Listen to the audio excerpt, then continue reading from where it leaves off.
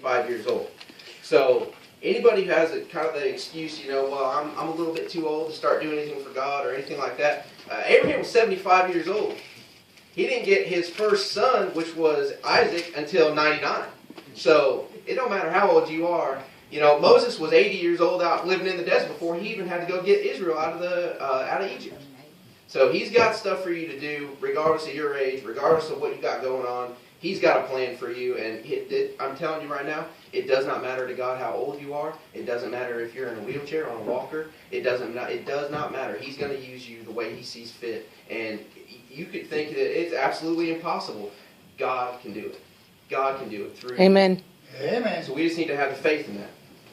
So verse number 15, and God said unto Abraham, as for Sarai, thy wife, thou shalt not call her name Sarai, but Sarah shall her name be. So now Sarah is in a covenant with God as well. He's changed her name. He's given her a fresh start.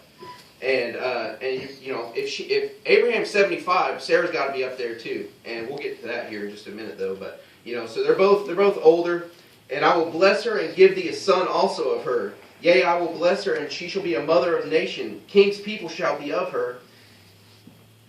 And then Abraham fell upon his face and laughed, and said in his heart, shall a child be born unto him that is 100 years old, and Sarah that is 90 years old bear? And Abraham said unto God, oh, that Ishmael might live before thee. And God said, Sarah thy wife shall bear a son thee indeed.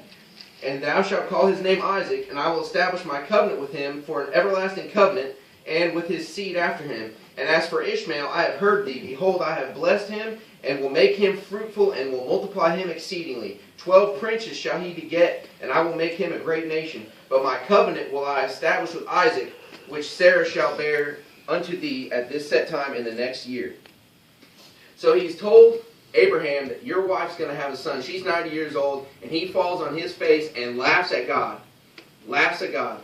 And how many times do we have God come up to us and tell us that He wants us to do something, or tell us that He's got something in store for us, and we basically laugh in God's face. We say, no, that can't be right. You must be mistaken. I can't do that. I can't do that because of this, or because of that, or X, Y, Z, list 1,000 excuses, you pick your one. How many times do we, in essence, laugh at God and say, no, you must be confused. But God's not confused. God's got a plan. God's got something for you to do. And if He says it, well, you better listen and say, okay. It took me about 4 months to finally come and just accept my call to preach. And it was tearing me up. It was tearing me up. One thing would get mentioned, yeah, you might be a good preacher, and I'd shrug it off, and they're just, saying something, I don't think that's what God's got for me to do, or, and then it kind of come up again, another couple weeks later, it'd come up again, and then it'd come up again, and I just kept kind of shrugging it off and making my excuse, well, no, I used to carouse, or I used to say bad language, and, all these different things. I lived for the devil for a long time. I was out of church for about 15 years. And I grew up in church. I knew better. It wasn't like I was out there ignorant, just walking around, not knowing that I was doing wrong. I knew I was doing wrong. I had knowledge of the Bible. I had a pretty fair knowledge of the Bible because I went to church for 20 years. All growing up from the time I was born till the time I moved out. I was going in church. I was in church Monday or Sunday, twice on Sunday and once on Wednesday. I was there. So I knew what I was doing. I wasn't ignorant. So just having those things come up and come up and come up and come up. Finally, God will just grab you and say, hey, well, listen here. And the night that it happened, I couldn't even sleep. And I didn't know why. It was a Thursday night. Thursday night, I had to get up for work in the morning. I work at 7 in the morning. I got to get up at 5 to get down to Atlanta and get all that stuff going. And I'm trying to sleep. I'm laying there in bed. I'm tossing. I'm turning. I don't know what's going on. I didn't drink no caffeine. I didn't eat no sugar, which normally I do. I like my midnight snacks and all that. But I didn't know what's going on. And I think I just was like, okay, I don't know what's going on. So I went out into the living room and I just got on my face. I'm talking about flat on my face. And I just laid there and started praying with God. And trying to figure out, okay, all right, what do you want me to do? And I don't know how long I stayed there. I don't know. I didn't look at my watch. I was focused on other things. I could have been there for an hour. I don't know. But I was laying there and it just come up again. I got something for you to do. I've been telling you. How How many times I got to tell you? I know I got Zeke. He's going to be 6 in December. And, boy, he don't listen very good. He sure doesn't. You know, sometimes I tell him 15 times, don't do that. Or, you have the kid who they want to touch the hot stove. It's warm. They want to touch it. And you got to tell them and tell them and tell them and tell them. And eventually they just got to touch it and find out, okay, that's why. And I feel like that's how we are a lot of times. And I feel like that's why God calls us His children a lot of the times, is because we have a lot of the same traits and tendencies as little children. God will tell us, don't go over there. Don't do that. Don't do this. Don't do that. And we kind of just keep inching our way to it. Zeke's most recent thing is, if you tell him not to touch something, he'll go like this. I'm not touching it. I'm not touching it. And he thinks he's super slick. He thinks he's smart. We all do that trick. Brothers and sisters do that to each other. Put their hands in his face. I'm not touching you. We've seen it for years. But to Zeke, that's a brand new thing. He's clever. He's slick. He's getting one by. He ain't touching it. Not touching it. Not quite. Almost. Not quite.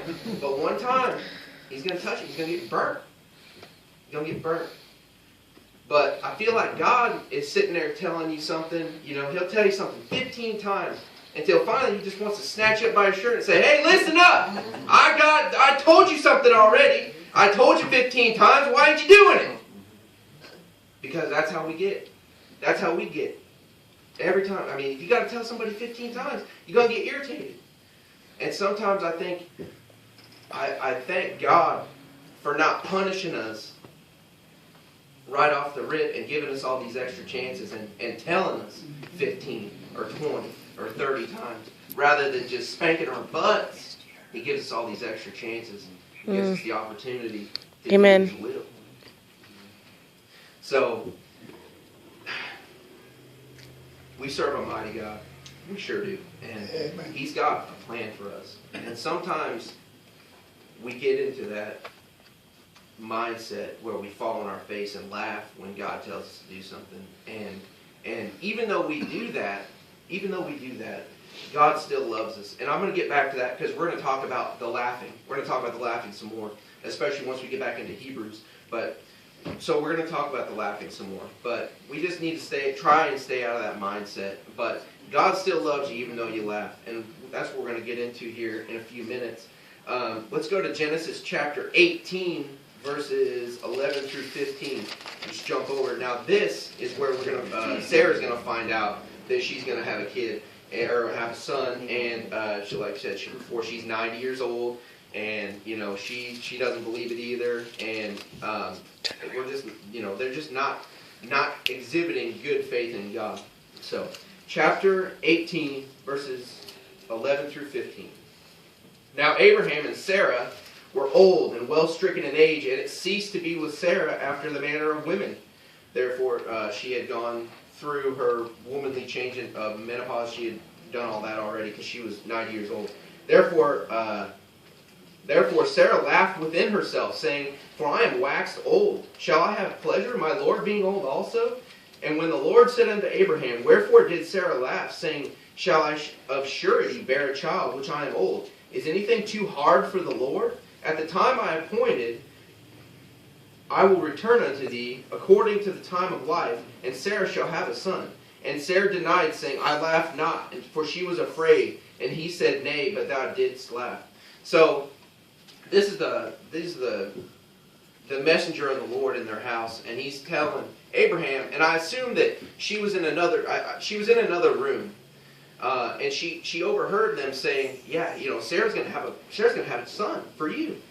We're gonna bless you with God's gonna bless you with a son through Sarah. And she's in the next room, and she's like, Abraham's out there with a crazy man. I don't know who this guy is. He just brought him in here and set him down and started feeding him and talking to him. And this guy said I'm going to have a son. So she laughed. She laughed inside of herself. And that messenger knew what was going on. And he asked, did you laugh? And she said no, because she was afraid. She was afraid because she knew, okay, God said this and I just laughed. And that's not the way I should have been acting. And that's not the faith that I should have in the Lord.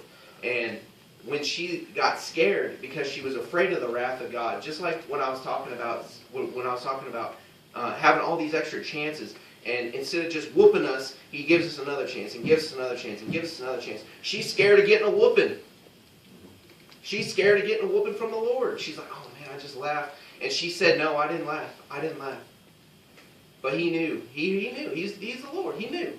He knew she laughed. He knew she didn't have the faith that she should have had. But God didn't take those blessings away from them. He didn't go back on His promise. He didn't break that covenant that He broke with Abraham, or that He made with Abraham, just because somebody didn't have faith in Him. He still provided everything that He said He was going to provide. He still stood up and gave everything that He said. He held up His end of the bargain. And that's what He's going to do for us every day. He's going to hold up His end of the bargain. If He says something right here, and He's going to do something, you better bet He's going to do it. That's right. Amen. Because Jesus is the same yesterday, today, and forever. He's never going to change. He's going to take care of you. He's going to provide. He's not a liar. If He's a liar, I mean, you wouldn't be able to go through this and find one lie in there. If He was a liar, then it wouldn't be consistent, would it? Something out of all that books and all them stories and all the things that God said in this, if He was a liar, there would be inconsistencies in Him. And there's not one in there. So let's go ahead and jump back over to Hebrews. Hebrews chapter 11. I want to talk about Sarah's laugh and how God felt about it. Hebrews chapter 11.